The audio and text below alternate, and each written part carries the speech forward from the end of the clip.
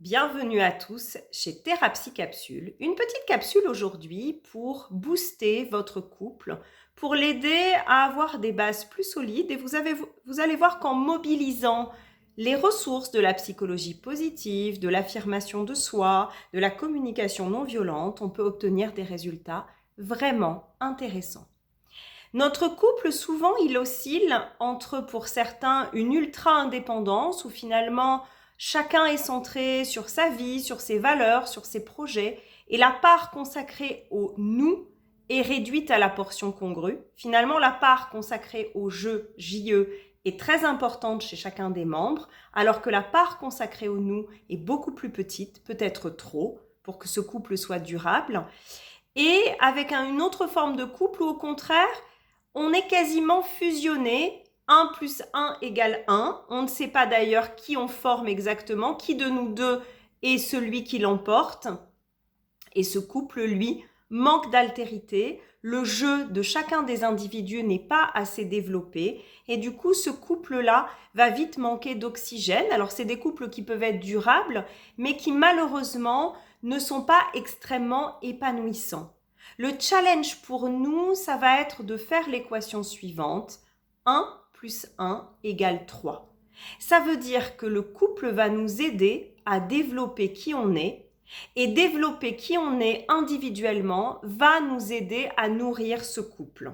En fait, cette équation, elle est mathématiquement fausse, mais elle est psychologiquement juste, parce qu'en fait, on va passer, pour pouvoir faire quelque chose plus quelque chose égale 3, on va passer de 1 à 1,5.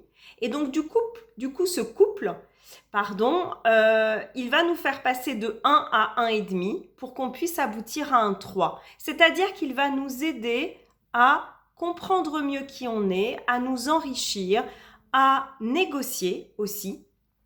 Et on va voir que pour parvenir à ce résultat, c'est une question de régularité, d'attention portée au couple. En fait, cette idée d'équation, c'est il y a moi, il y a l'autre, il y a chacun de nos projets personnels et il y a aussi un espace couple qu'on va être chargé chacun de nourrir et d'entretenir.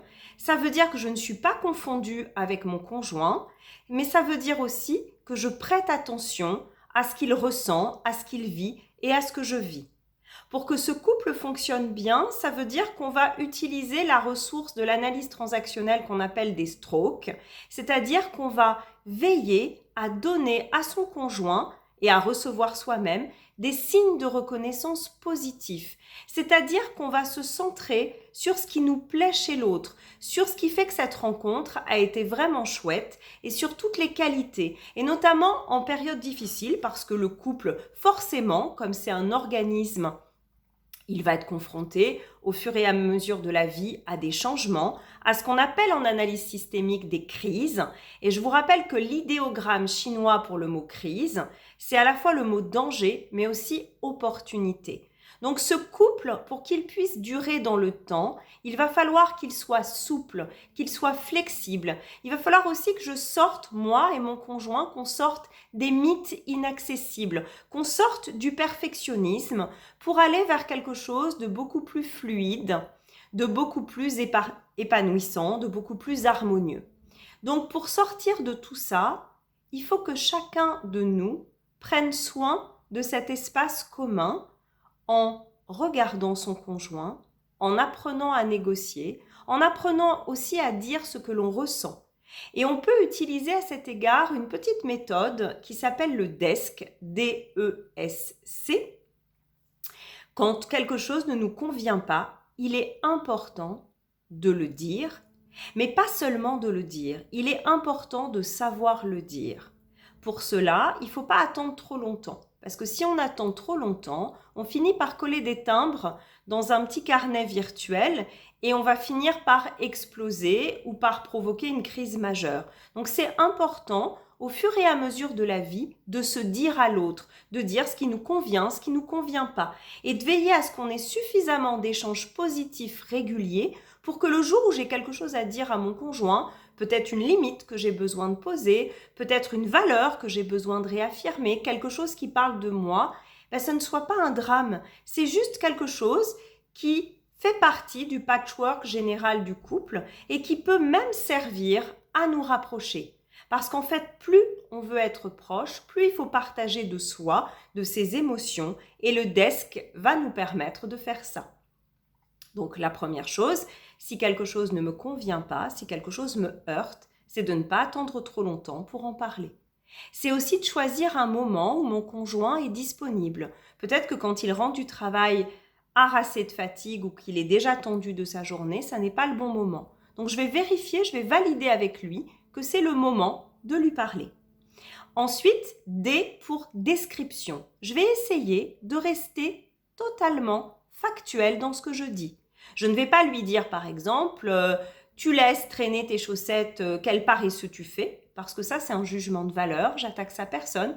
Je vais juste décrire ce que je vois, ce que j'entends. Quand tu laisses traîner tes chaussettes au milieu du couloir, par exemple, ça c'est pour la description, c'est relativement factuel. Je ne lui dis pas qu'il le fait tous les jours.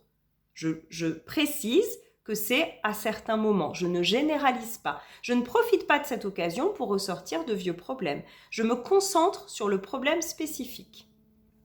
E pour émotion. Qu'est-ce que ça me fait ? Eh bien, quand tu laisses tes chaussettes au milieu du couloir, je ressens de l'agacement, je ressens de la colère. Et je vais expliquer pourquoi. Je vais expliquer en jeu. Je ne vais pas l'accuser, je vais parler de moi. Voilà, je ressens de la colère parce que j'ai l'impression que le travail que je fais, de tenir la maison propre par exemple, n'est pas respecté. Ensuite, S pour solution. Je vais lui proposer de réfléchir ensemble à une solution. Je ne vais pas lui imposer parce que ça n'est pas un enfant, c'est un adulte, donc je vais solliciter la part de lui collaborative qui a envie de trouver une solution. Est-ce que tu serais d'accord pour qu'on achète une panière de linge ? Est-ce que ce serait OK pour toi de déposer tes chaussettes une fois par jour dans un endroit spécifique ? Peut-être que c'est OK pour lui. Peut-être que lui va avoir quelque chose de plus intéressant à me proposer et je peux être ouverte à cette option. Et enfin, C, je vais parler des conséquences positives pour moi s'il tient compte de mon besoin. Je vais comme ça enrichir la relation. Et je vais lui dire, écoute, je sais que c'est peut-être un effort pour toi, peut-être que toi, ça ne te dérange pas et c'est OK, je le comprends. Simplement, moi, je me sentirais vraiment beaucoup plus détendue quand je rentre le soir. J'aurais l'impression que mon travail de ménage est respecté et je me sentirais peut-être plus avenante pour faire une sortie avec toi ou pour me sentir bien, pour échanger. Voilà. Le desk, c'est quelque chose que vous pouvez utiliser très souvent avec toute personne et ça permet beaucoup d'apaiser les rapports, on est beaucoup moins sur la défensive, on est plus sur quelque chose de constructif. Voilà pour cette première petite capsule sur le couple aujourd'hui qui sera suivie d'autres capsules sur le couple avec d'autres techniques à chaque fois pour enrichir votre communication de couple, pour la rendre beaucoup plus heureuse, beaucoup plus stimulante. Parce que souvent, j'entends dire des couples qui disent « voilà, nous n'avons plus de désir, nous n'avons plus de plaisir ensemble ».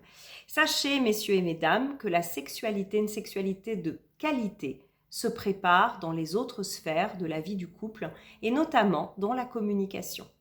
Si vous avez aimé cette petite capsule, je vous propose de la liker, de mettre bien sûr des commentaires en mettant ce que vous expérimentez de ce que je vous propose pour qu'on voit ensemble comment ça fonctionne pour vous et bien sûr de vous abonner à ma chaîne. À très vite!